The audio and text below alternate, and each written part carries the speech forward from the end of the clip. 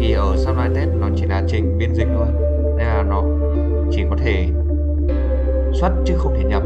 Ví dụ một chương trình như này,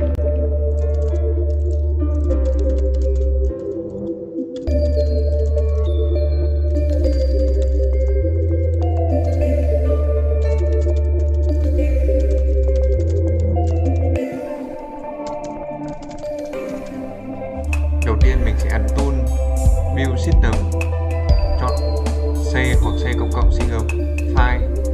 Cái này đã được tích hợp sẵn ở Sublime Text. Tiếp theo mình ấn View, Ctrl B,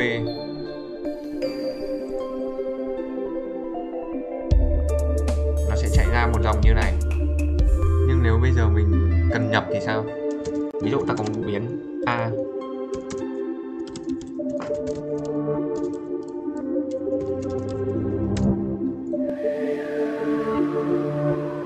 Ctrl Shift B, chọn C single file run, Ctrl B.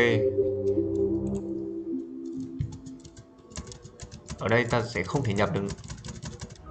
Vậy mình cần sửa như thế nào?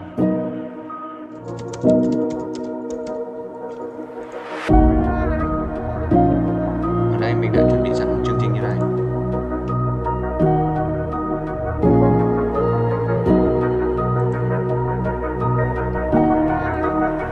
Như bạn thấy nó đã hiện lên một cửa sổ. Ví dụ ta nhập A bằng 5.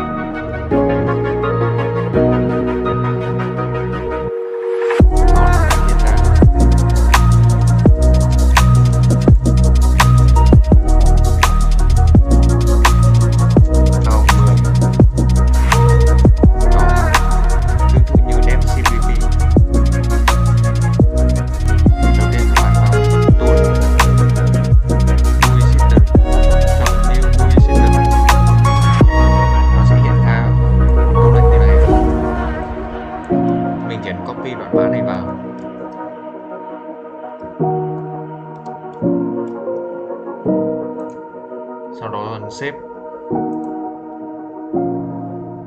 đặt tên file của mình và lưu lại. Chọn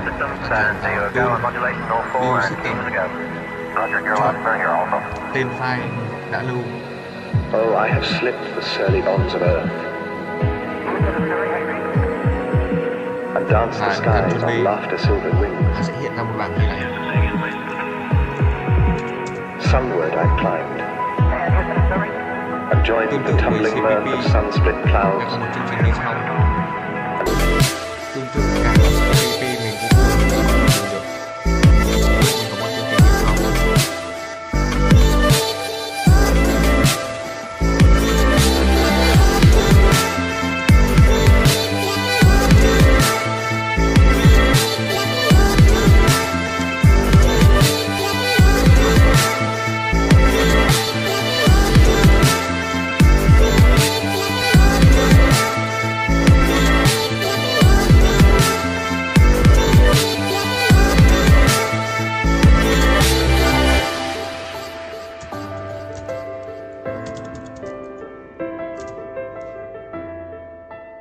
Bây giờ mình sẽ hướng dẫn các bạn chỉnh sửa cái file này.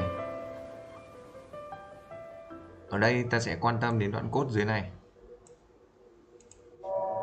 Hơi dài. Mình sẽ vào View, Work Wrap. Nó sẽ giúp căn chỉnh này. Ở đây mình để ý phần sau này. Sau chữ Echo này là đoạn chữ của mình xuất hiện ra.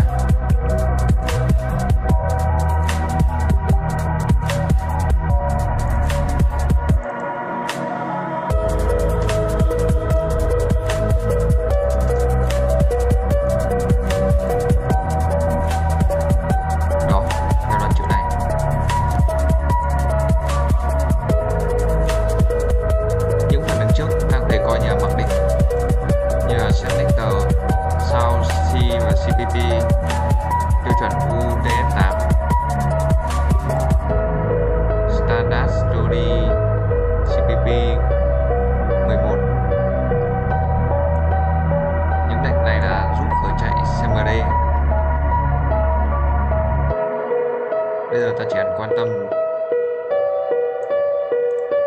khi các bạn tải về, các bạn có thể chỉnh sửa dòng chữ này theo ý của mình. Ví dụ mình để là hello world, lưu lại. Sau khi chạy,